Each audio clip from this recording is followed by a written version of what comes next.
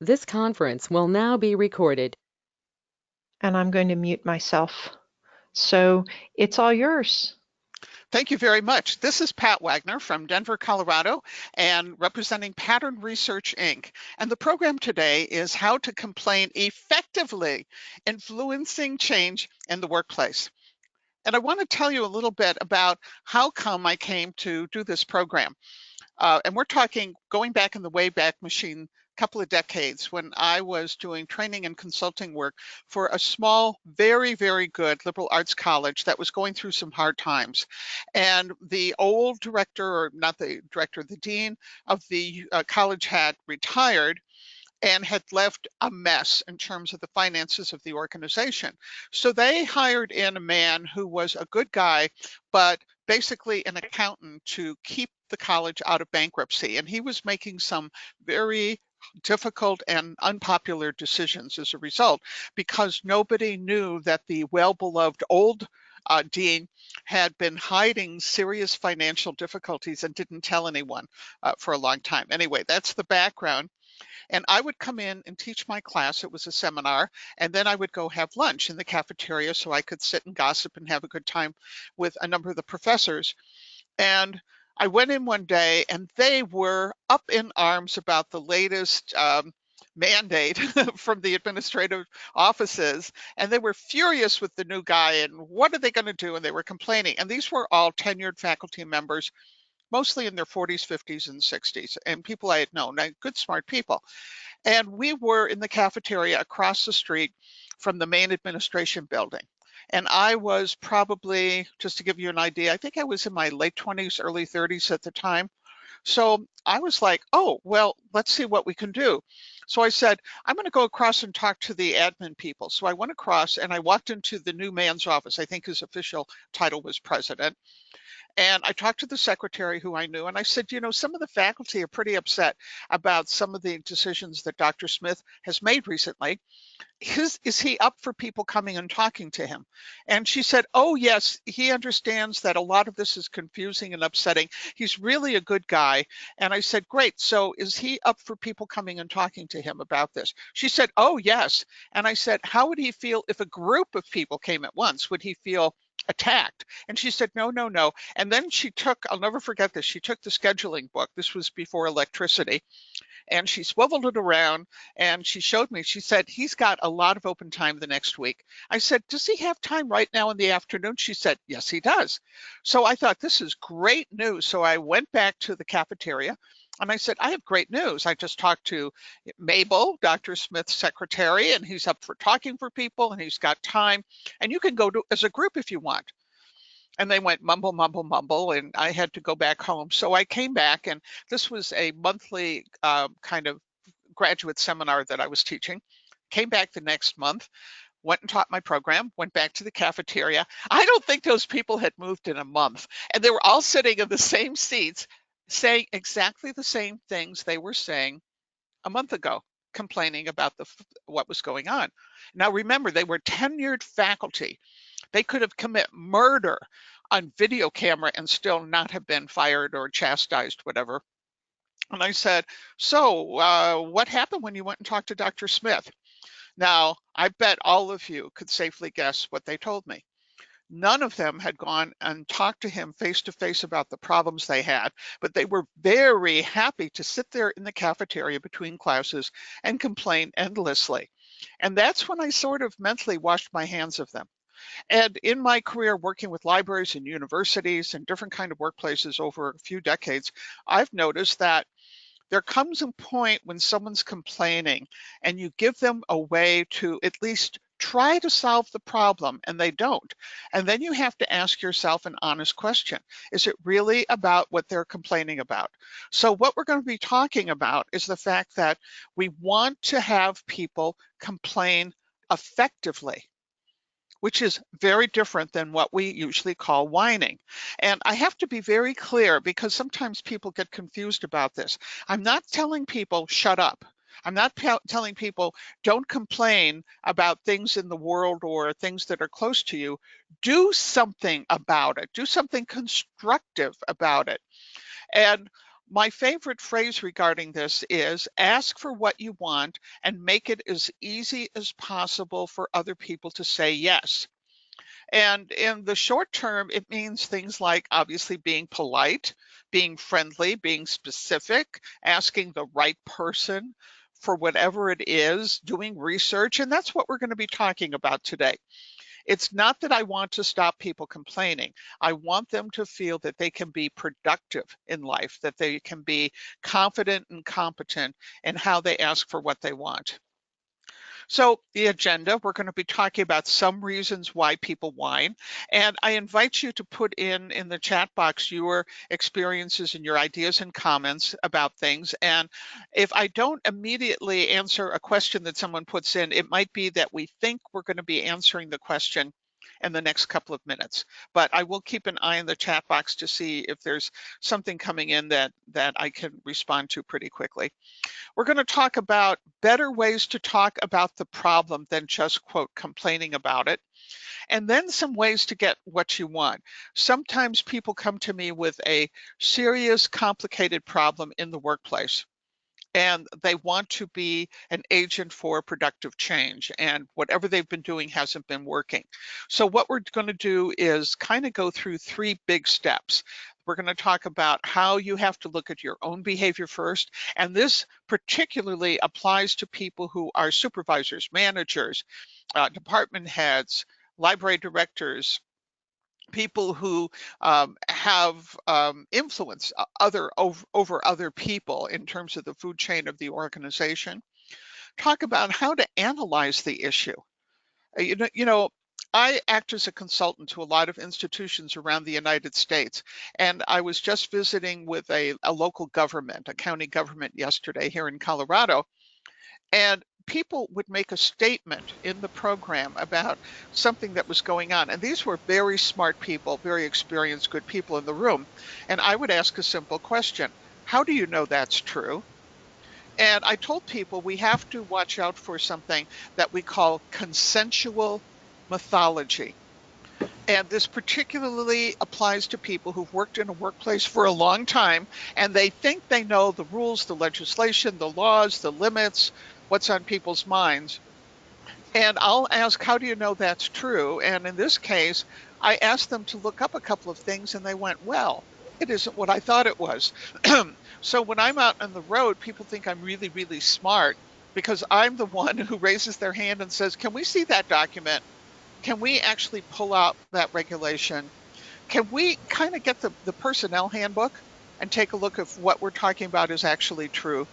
So when we talk about all of these issues connected with doing things, this is where your library skills comes in, because we're asking you to do research, or to quote an old friend of mine, Kathy Bradshaw, who's a journalism professor, let's do science and not make assumptions. And then we have to also decide who will fix the problem. One of my funniest examples was working with a county government, and we had a big meeting about things that needed to be fixed in the county, and we had an audience filled with folks from all different workplaces in the county.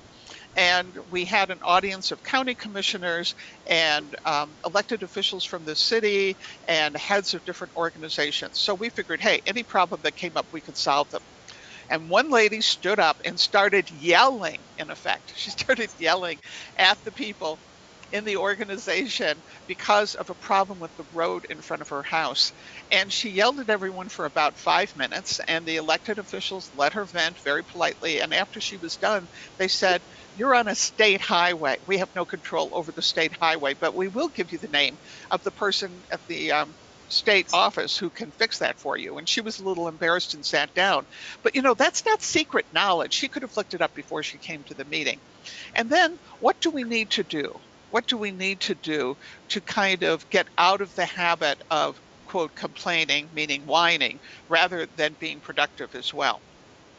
So we're going to work on that. And for those of you who are watching this live, we want to remind you to please mute your mic because we can hear what's going on. And if you could please do the thing where you make your mic red or put a line through it rather than green, that would be very helpful right now. Thank you very much.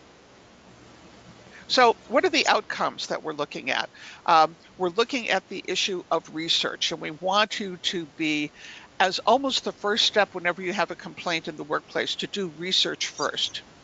We want you to feel like you're getting more effective at solving problems, of making positive changes, fixing things in your workplace.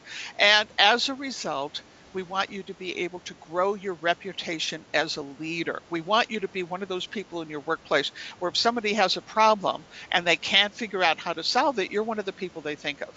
Because one of the prime goals of any leader in a workplace is to be that change agent, particularly in the 21st century. How do we make those positive changes and anticipate what needs to be done? And most importantly, help other people get things done, which I think is part of that teaching and coaching role that you have if you, again, are a supervisor or a manager or a director or a department head and so on as well. So first of all, why do people whine? And I think that at the end of the day, a lot of people feel like captured by life. They feel frozen. They feel like they're in a cage and they're looking for a way out. And whining about things, complaining just makes them feel good, even if they don't get anything else done. So one of the things that we know, and I know this with children, and I know this with adults, that if people are complaining ineffectively, it's a symptom of other things going on, that it often isn't just about the whining.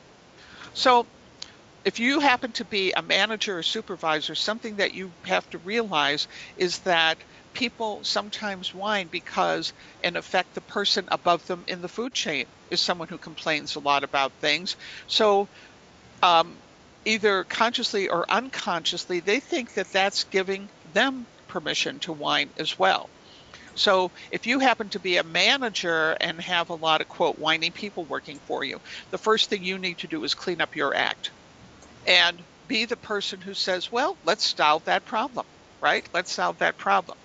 The main reason in the work I do is people don't know how to ask for what they want. They may have been grown up in a family where you didn't get to ask for what you want. You became very passive, or you don't want to insult people or whatever. People sometimes want change without taking responsibility for mistakes, responsibility for problems, whatever it is. So this is, I think, a major reason why you can have someone in your workplace, for example, who's complaining a lot about the hours. Like, how do we figure out who works when and why? And suddenly you develop a collaborative model that's valid within your workplace where people have more of a say. And you go to that person and say, hey, Pat, you've been complaining about the hours for years, and now you have a chance to have a say, and this is real. It's not phony. And they back away. Because what I'd call this is they don't know how to stand up, or they don't want to stand up. They want to, and the word we use is lurk. They want to be a lurker, but they don't actually want to be responsible for asking for what they want. In the short term, it's a way to receive attention and bond, that you get to sit around and gossip with your friends over adult beverages about what's going on. It's done for, let's be honest, the entertainment value of gossiping about things going on. Some people talk because they themselves have a very difficult decision to make. I have a client right now, someone who I'm coaching, and she is in collection development in a fairly large suburban library in another state, not in Colorado. And she's in charge of collection and development for about 30 branches. It's a bigger library. And every time we have a meeting, she starts off by complaining about the behavior of other people in the workplace. And I'm like, well, Mary, why don't you quit? And, oh, I've worked here so long. I've invested so much. I said, you don't like the culture. You don't like the people. You don't like what's going on. And we've been meeting now for a year. And I have decided, and she's really great. I mean, she agrees with what I'm saying. So I haven't told her yet, but at our next meeting, I'm going to start charging her. Every time she complains about someone else's behavior, she owes me a nickel. I think I'm going to have a couple of bucks at the end of the first meeting, because what she is delaying is her own career decisions about the changes in the culture. And by the way, she's gonna find a job right away. That's not the issue. Um, we want other people to change, but we ourselves don't want to change. We don't want to be held accountable or responsible or culpable for something that's going on. We don't want to do anything differently. And friends of mine who are doctors and nutritionists, folks like that, say it's so common. Fix me, doctor, but I don't want to change my behavior. Help me lose weight or get healthier, but I don't want to change my diet. Those are very common things. Some people feel helpless in the face of authority. Now, I'm kind of a pushy broad from the south side of Chicago. I have never had trouble speaking to power. And I don't know if it's just the way I was raised or something in the water in Lake Michigan that helped me do that. But for some people, it's really scary. And most of those fears are not, let's say, rational. But it's kind of like how they were raised, and it's going to take a little bit for them to overcome that. We don't believe the people in power care. That's sometimes true, but it's sometimes not. I think what's difficult is when you feel like people don't care. The first step is to understand what it is they're facing. We had an incident a few years ago in library land where a state librarian, not in South Carolina or Colorado, had to make some very hard decisions. She got a lot of flack for making those decisions. What people didn't pay attention to is that she was being ordered by the governor of the state to make those hard decisions. And rather than quit, she told me, I'm going to stay here and take the flack from people who used to be my friends, because I figured it was better me, who loved the state and loved the libraries, would implement those hard decisions than bringing in a stranger who wouldn't know and wouldn't care. So she was willing to take some really hard knocks in the library press and on social media from people who weren't thinking, no, she didn't wake up one morning and decide to do this stuff. She's doing the bidding of the governor and keeping her mouth shut so they don't bring in somebody who doesn't care. So I've learned over the years that sometimes people we don't think care a great deal. And then sometimes we're just bored, and that goes back to the entertainment value. So let's see if we can exaggerate all the stuff that's happening so that we feel like, well, that was a fun day. We need something else to do, obviously. If you have some ideas about why people whine, please add those to the chat box. Or if there's a question you have about this stuff, I have the chat box open and I'm watching this as we go on. So we have some homework for you during these program, homework and exercise. And the thing is, whining does seem to be a contagious behavior. So the question is it something that can stop with you? What is it that you can do within your workplace to help stop the whining, not stop the complaining? What we want to do is to make complaining productive. So if you have a favorite method, if people around you are complaining ineffectively a lot and you want to do something different, please do add it in the chat box. Otherwise, what I'm going to do is to give you a couple of ideas right now as well. One thing is to be self-aware enough so that you notice when you're complaining, and to stop yourself and say, now, is this something I want to do something about and I'm asking for advice? Otherwise, even if I think it's just benign and not a big deal, when I complain, it gives everybody else a chance to complain. So I have to figure out something else I can do. One thing is to ask advice or ask a question. You know, you might say something like, I'm really confused about some of the new rules having to do with what we do at the circ desk, and I find them kind of annoying. Does somebody have someone I can talk to? Does someone have more information? I don't have a written copy of the rules. Does someone have a written copy of the rules? I'm having this problem. How have you solved this problem with it? So you're immediately telling people it's not just about whining, it's asking for advice. Maybe I should research the facts. I had a library in suburban Illinois, and this is a very common story for me to tell. And the staff was really upset about certain rules that they had to enforce. So their director called me and said they'd like you to come back and work with them on this. And I said, great, could you get a list of the rules that they have trouble enforcing. The director called me back about an hour later and said, this in itself was a very valuable exercise because they are enforcing rules that don't exist. They're literally, and these are people who had worked there 15 years or more. They had developed an idea that there were certain rules that they were supposed to be enforcing at the CERT desk were simply not true. So that in itself was an interesting conversation. Maybe you could change the subject to something productive. Sometimes with really chronic whiners in my life, I'll actually interrupt them. I said, excuse me, those are beautiful earrings. Where did you buy them? I can get away with that because I'm a woman. Or, gee, did you see that wonderful TV show last night? Or does anyone have a good recommendation for a movie that my husband and I can go see?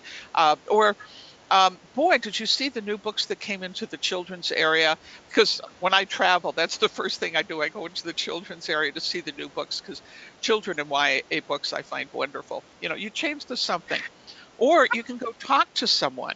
I mean, it's so interesting. I'll give you an example from social media. I am fascinated how many times I see people from library land go on social media and ask a legal question. And I keep saying, why aren't you going and talking to the lawyer who can actually make a decision for your library? Let's go ask the person who can.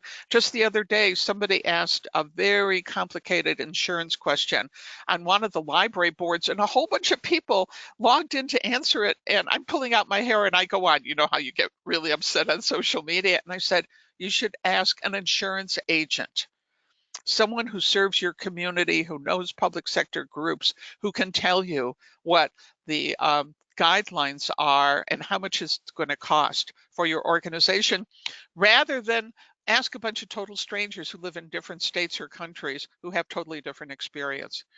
And you know what? You can always go back is like, go back to work. Go back to work. Oh, this is a great thing. Let's end up with a roster. Let's solve the problem. And by the way, this great idea about asking what their suggestion would be, a technique that's used in what's called the lean government model is when somebody complains about something, you put them in charge of fixing it. So if somebody says that's not going to go work, you say, good, you see the problem. Now tell us what would satisfy you, what would make it better. And you know what? Usually that person has good ideas. They really do. So that's a way to empower people. Excellent. Excellent. Now, something I noticed that was from my husband's work. My husband does what I do, but he does it in the private sector and he does it with startup high-tech businesses. And he's gotten to work with some fairly successful people in business and government over the years. And what I've noticed about these men and women, they're very successful. They're successful in terms of influence. They're successful financially. They're successful in terms of their work in government and the corporate world, whatever it is. I never hear them blame or complain. When something's going wrong, they're fixing the problem. So they don't feel any need to complain about anything going on. They just say, okay, I'm just going to go fix it. And when I realized that, I thought, how much of the time do I spend blaming or complaining rather than thinking about, I need to fix that problem?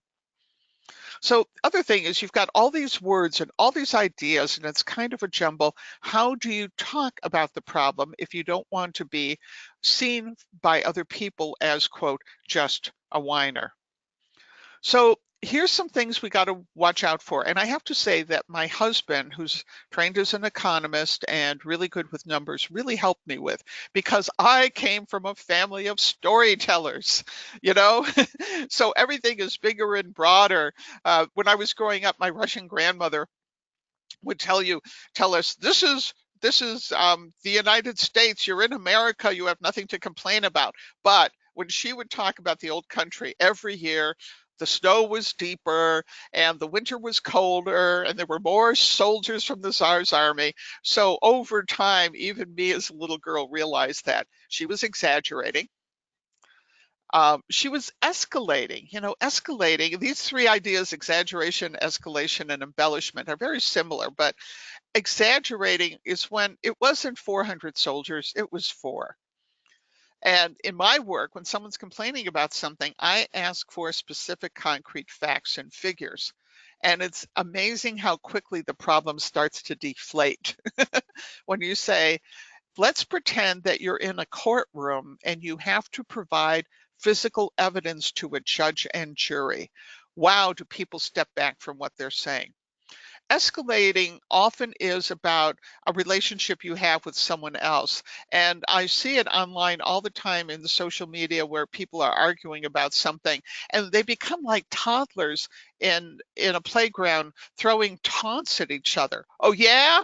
Oh yeah, and then it gets bigger and bigger and worse and worse and worse. Embellishment is something that I grew up knowing how to do. So it's not just even numbers, it's like I make it more interesting, put in more interesting stories and sidebars. This is where you don't want to be creative. The inaccuracy thing, I mean, we've talked about it in social media, but it goes way beyond that, where people repeat information that's not true.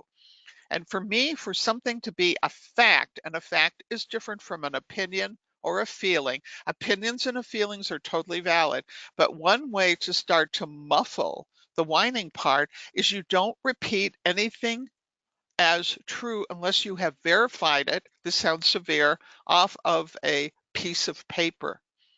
So that if somebody says the city's going to cut the budget of the library by 10%, I want to see the piece of paper.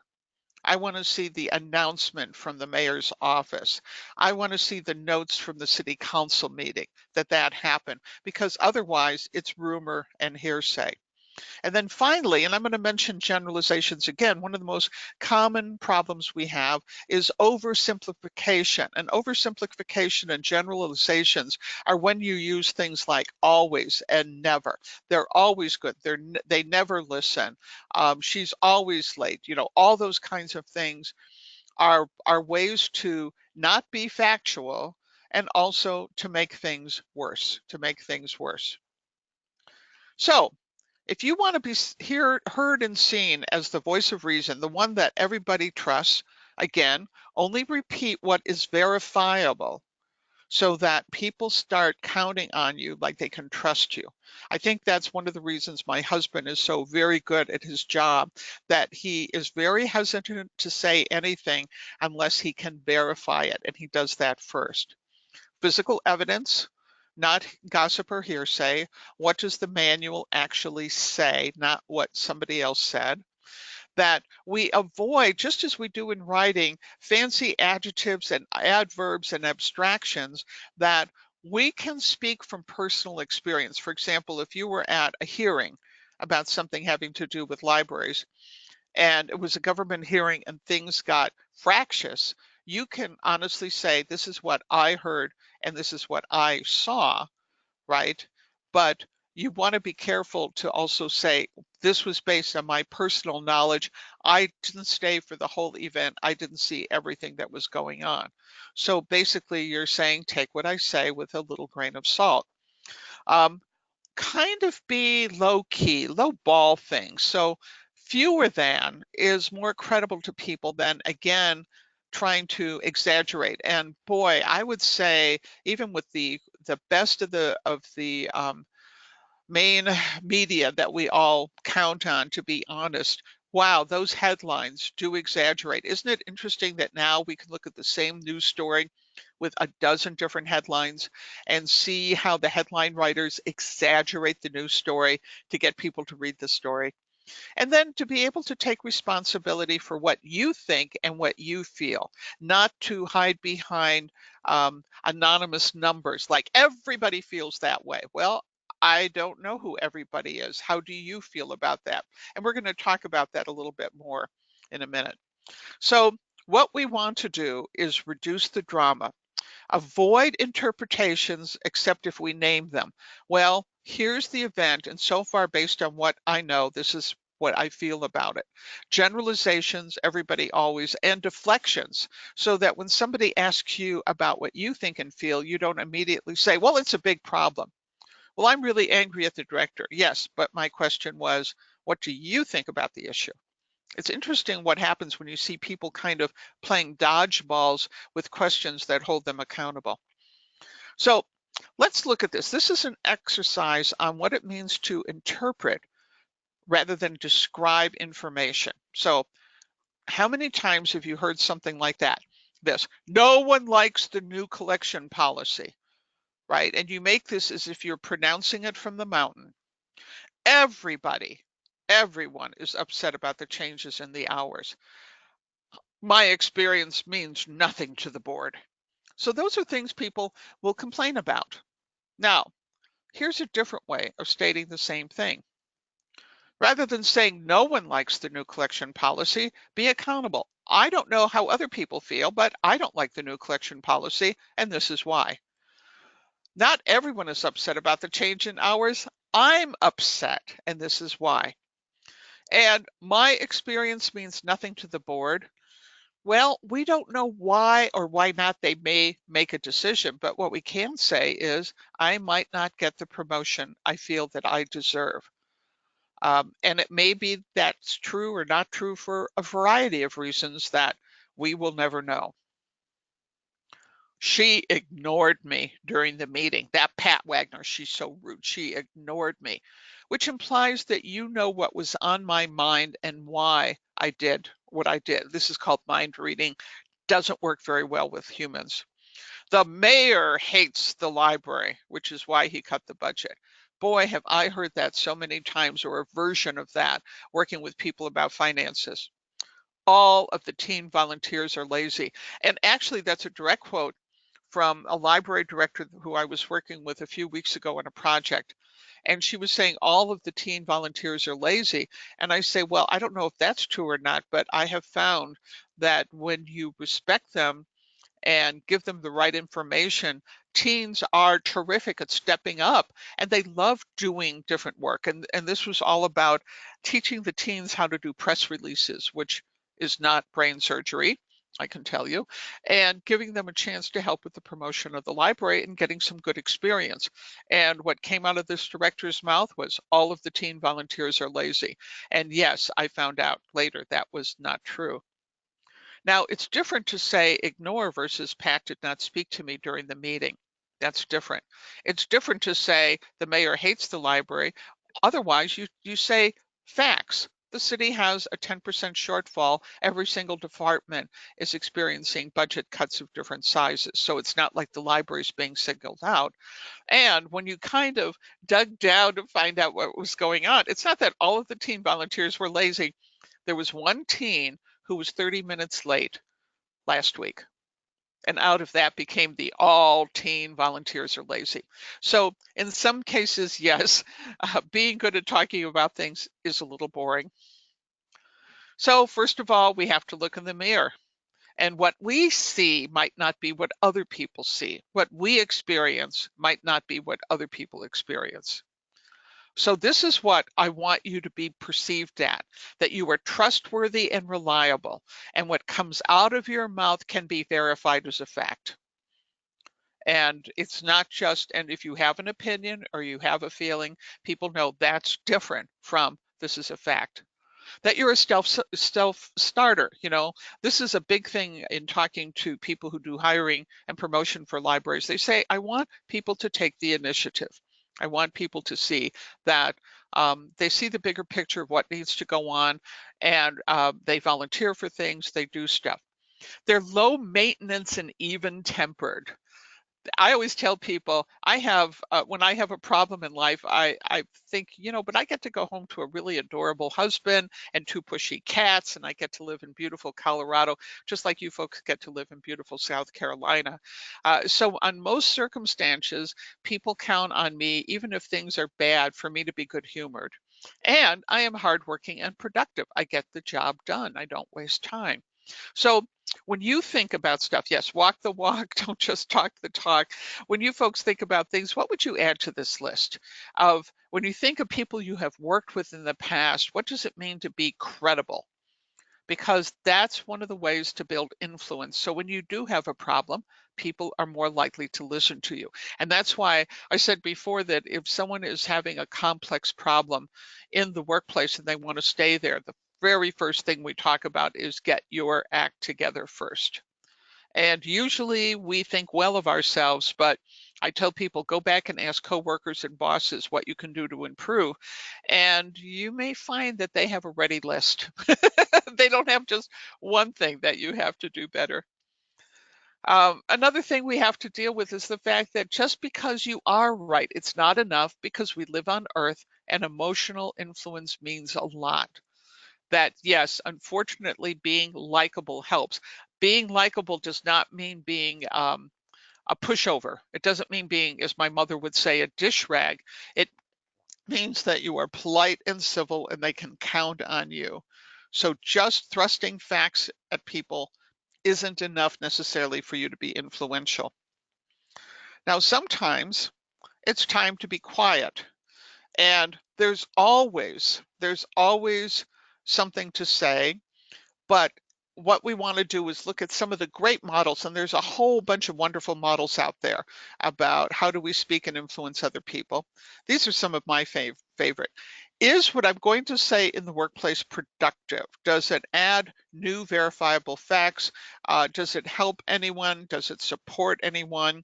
Does it contribute to the solution? Is it information or support for a productive solution? Does it support other people's success? Are you praising people for what they need to do? Are you thanking people? Are you showing gratitude? And is it something that if somebody wrote it down and put it in the newspaper, you wouldn't regret seeing it in the newspaper? You wouldn't be regret being held accountable, in effect, for saying that as well. Yes, the open-ended questions, great. Oh yes, having more than one possible solution ready is a big deal in negotiation. A successful negotiator will walk into a room with 5 to 10 alternative solutions. And I think, again, that's one of the reasons that people respect my husband in negotiation, because he seems to be the last person in the room to run out of productive ideas. He has a slogan he goes by that comes from the book Getting to Yes. And the slogan is unconditionally constructive. I know there's a problem. We're going to focus our energies on fixing the problem. And if the first 5 ideas don't work out, that's okay. We're very smart cookies in this room. We can figure out something else as well. So in your experience, and this is where you are very encouraged to do a little side chat here, what are some of the excuses people give for whining? As your experience as a working adult, what do you hear them say as they come up with things? And you have to pretend I'm standing in front of you with a flip chart and I'm going to write down what you say. So it may be not an excuse you give, but what are some of the excuses that other people give? What I'm going to do is go to the next slide and share what people have told me over the years. And if you know something that isn't on the list, please join us and contribute that. Okay, the most common thing I hear is venting is healthy. Well, no, and let me qualify that. I'm kind of brainwashed in cognitive and behavioral psychology. It doesn't work. What venting does is basically fire up your adrenal glands so you can feel important. But no, venting doesn't work because nothing changes. Nothing changes. And venting gives other people a chance to complain. I find that people who vent a lot are not very productive in life. That's just my personal experience. Um, People ought to know what is going wrong. Well, then let's think of the most effective way to give that information rather than blowing up at people in a public meeting. Maybe we should have a private meeting with the people who can actually do something. I have the right to express my opinion. Of course you do. And you also will experience the consequences of expressing your opinion in the way that you do. That's kind of, in my experience, the 14-year-old's answer to when they are screaming profanities at somebody instead of having a civil conversation. They shouldn't get away with that. And you're absolutely right. So let's call the right person. Sometimes on our neighborhood communication board, someone will say, that's an awful thing that happened. And I said, yes. And that's why the person it happened to shared it with us as a warning, and why she also called the local police to help deal with it. If I am quiet, people will think I agree. You know what? I agree with that. I agree with that. And so how do you say something in such a way that it is not whining? To say, maybe, well, in my experience, I have a different experience in life. Everyone complains about that Pat Wagner. Uh, I have to say, based on my personal experience, I've had very positive encounters with Pat, so I can't comment really on what the other ones of you are experiencing. Maybe someone upstairs will pay attention. Yes, the take it to the streets. And I tell people that sometimes you're right, but sometimes you're so annoying that people stop listening to you as well.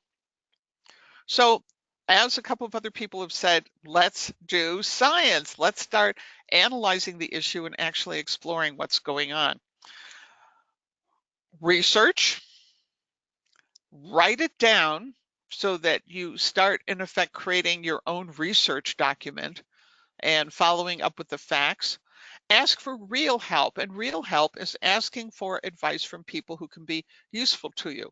So you know what, if I have a question about taxes, I ask my brilliant tax accountant, Eric. And Eric knows the answer or the multiple answers because he's been doing it for 25 years and he's a CPA with a specialty in taxes. I really like my next door neighbor, Amy, but I might not ask Amy because she's a school teacher. She is not a tax authority. And as we said before, come up with multiple strategies. We want to grow as many possible strategies. That's what that little image is all about. We want to come up with multiple strategies to figure out what goes on. Excellent. So what are typical mistakes that people make? Well, one very typical mistake is they don't have facts. They just have opinions about things and feelings and very vague accusations. Those vague accusations, I get angry at those. I've seen people's careers destroyed by vague accusations, by people who gossiped in the shadows and complained and whined, sent in anonymous letters, and the result was somebody getting fired or leaving a position for stuff that was not true. That upsets me. It's happened to personal friends. That upsets me. There's no written plan. And if it's important to you, you write things down. If you're standing at a meeting to discuss stuff, you write stuff down. So everybody. So just arguing about something is sort of a synonym for flailing. So sitting at that room with the complaining instructors, you want to sit down and say, okay, what are the specific complaints you have about Dr. Smith? 1, 2, 3. Let's create, it was said before, a roster and agenda. Let's figure it out. So when we go and talk to him, when you folks go and talk to him, you'll be able to number 1, 2, and 3. It tends to calm the mind down and take some of the drama out of conversations. You don't ask for help from people who are in a position to do something. We had a fairly serious issue going on at a university library I was working with in a state west of here. And the first thing I did was to make sure that the person in HR was involved with this because she had the facts and figures to help us. And by the same token, not to build a healthy team of people who can actually help if it's a serious issue. Who do I want to talk to and get on my side about this? And as stated before, only having one strategy. We're going to stand up and yell at everybody in the auditorium, but we don't know what we want to do next. I have friends over the years who've been involved in causes of different kinds, different political causes, literally across the political spectrum from one end to the other and up and down. And it's interesting when you talk to some of them and you say, so what are you going to do next week? What are you going to do if the war is over? What are you going to do when you get what you want? What are you going to do if they say yes? And it's amazing how many times they have absolutely no idea. So I want a team of people to help me inside and outside the library if it's a big complicated issue, which is going to take some time to build. And you know what? It is going to be a reflection of my credibility with those people, whether or not they're going to, offer me help. And what I didn't mention is finally, after 2 or 3 years of doing his best and the board doing their best, the college I'm talking about went bankrupt. And the same group of people who were sitting there complaining in that cafeteria called me up and said, oh, it's really terrible. The college is going to go bankrupt and we need your help. And I said, no. And I said, did you folks ever actually go in and talk to Dr. Smith and educate yourselves about the issues going on and look at the financial documents, all that stuff? Well, no. And they actually tried to blame Dr. Smith for something that had been building behind the scenes for 15 years. And I said, no. And they were kind of upset with me that I wasn't going to, in effect, share my credibility. But the truth was they had blown their credibility with me with not being willing over months, because I came in every month for 2 years after that, to do something. They were upset I wasn't going to sit there in the cafeteria and listen to them complain anymore. I'm sorry, I have a life. So figuring out who is going to fix the problem sometimes is not easy. I was working for a large library association, and I had the division heads in the room, and we had division heads and of this library association and staff in the room. We had over 100 people in the room, and I asked a question. If you had something important to do and you needed permission or a decision from someone else in the organization, how likely would it be that you would be able to find out who it was in a short period of time? And of 100 people in the room, 4 raised their hand. It was a very interesting discussion. So sometimes it's going to take a little digging to figure out who actually has the legitimate authority to be able to solve the problem that you have. So one thing that I'm interested in is what I call the real organizational chart. And sometimes it's complicated. With that county government I was working with yesterday, one of the issues that came up was who made what decisions.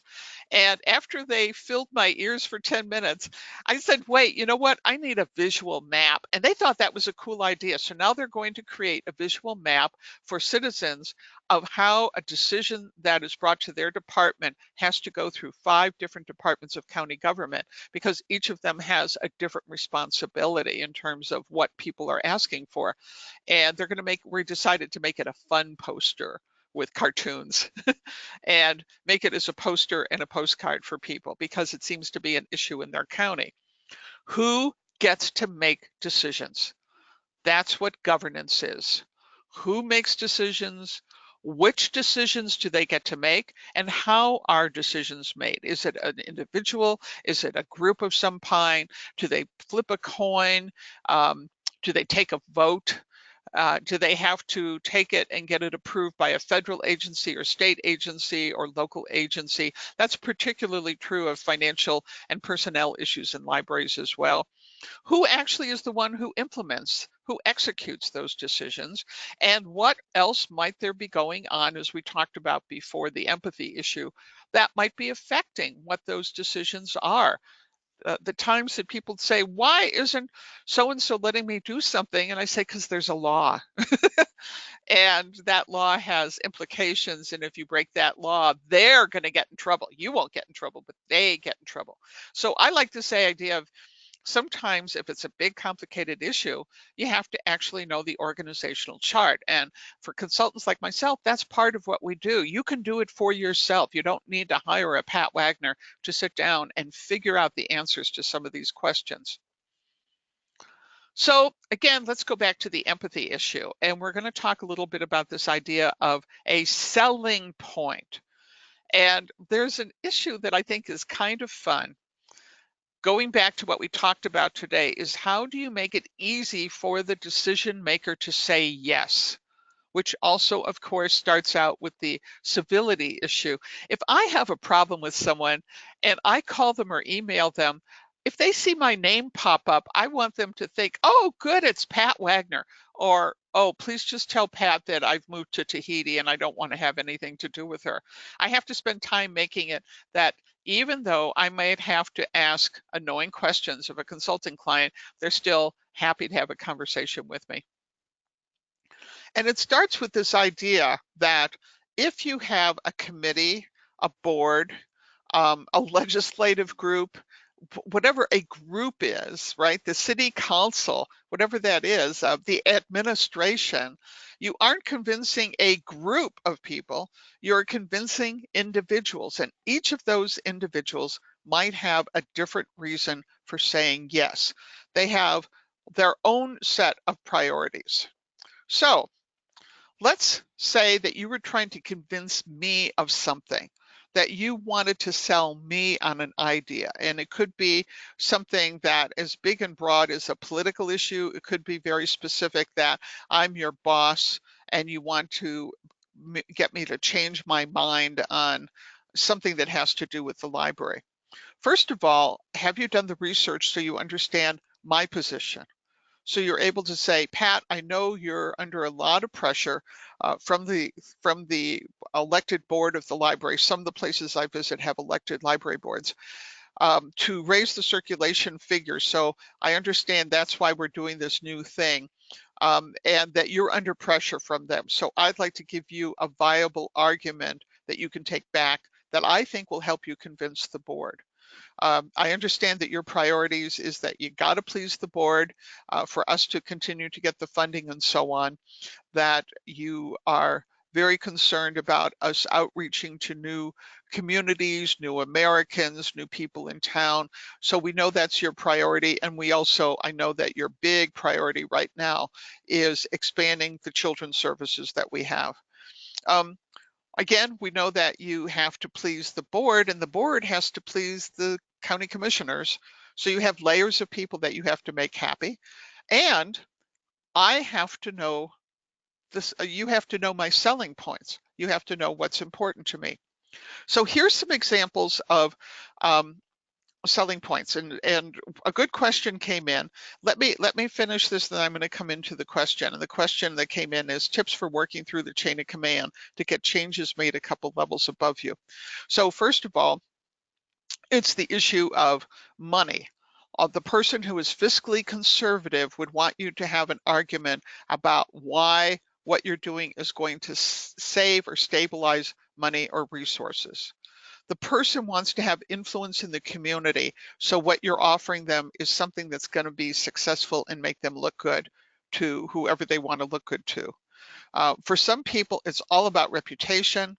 And you think, yeah, and I think we can get an award for this, or we can get something to make us look good.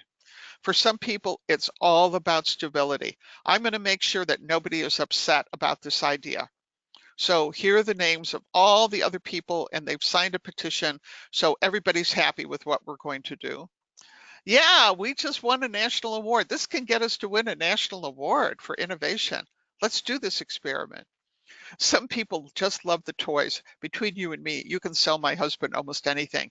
If you say, and we have to buy a new computer system to make it work, he gets very happy.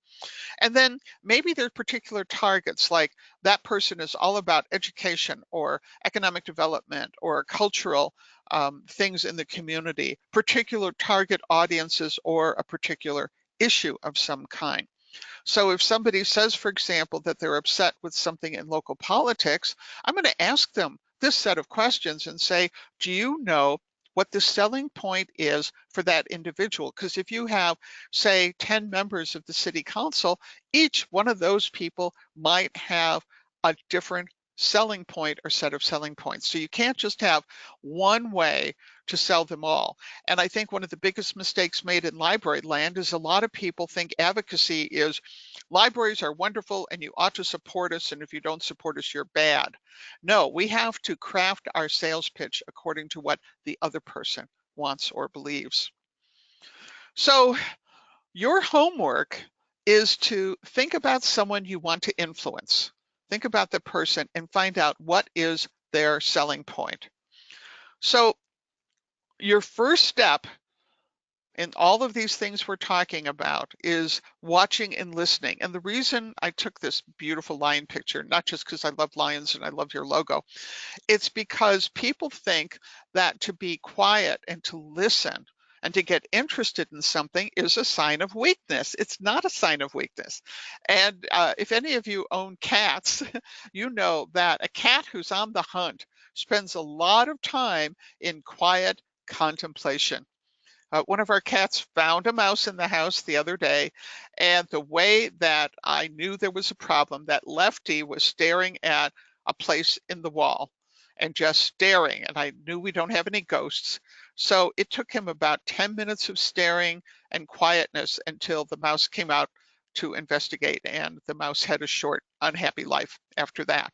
So Start learning about what's going on. And that's another way to do something instead of whining. So here's some books.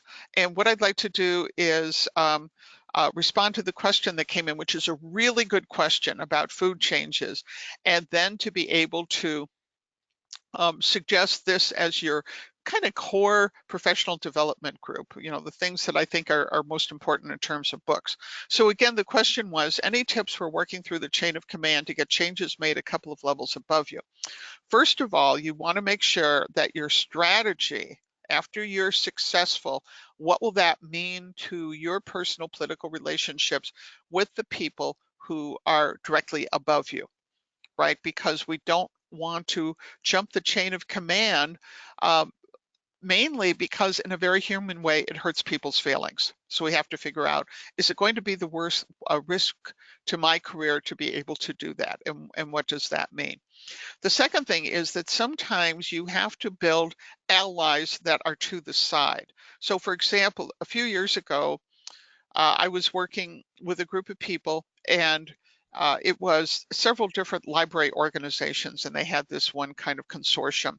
Everybody in the team had hired me over the last 5 years for something, except this one person who did not hire me. And I'm a businesswoman. That's how I make my money. So the first thing I did was I went to a friend of hers and mine, and I said, "Why isn't Mabel hiring me? What am I doing wrong?" And my friend said, "You're the wrong gender. You have to get your husband to make the sales pitch." And I said, "But that's not what my husband does." So good idea, but my husband, I wasn't going to change genders, and my husband wasn't the right person. But then what I did is I started to back up and look at the people who are influential outside of the library group and that was meeting there. And what I found was that that woman had a board of directors who attended the same association meetings that I did. So guess what? I started to make friends with them at the meeting and talk about my work, what I was doing for other library associations. And after a while, because we'd meet several times a year, they were saying, "How come Maple's not hiring you?" And I would look really innocent and say, "I don't know. But here's my references, and here's 5 other groups that have been hiring me to do the same thing." It took about a year. And suddenly she called me up and said, "I guess I have to hire you now." But you know what was nice? After she hired me and decided we could work together well, that was like a past issue. And that goes back to building a team and getting advice from people who are knowledgeable. So great idea. I do not charge for phone or email consultation, even if you're watching this as a recorded version.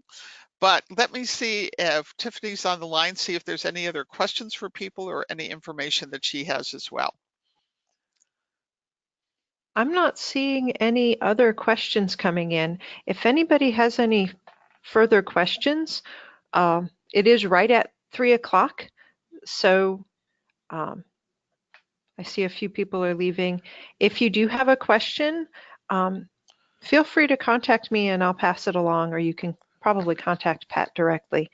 I'm going to go ahead and stop the recording since I'm not seeing other questions coming through. Thank you all for being here today. I will post the recording as soon as I get it, and I will send an email out about that.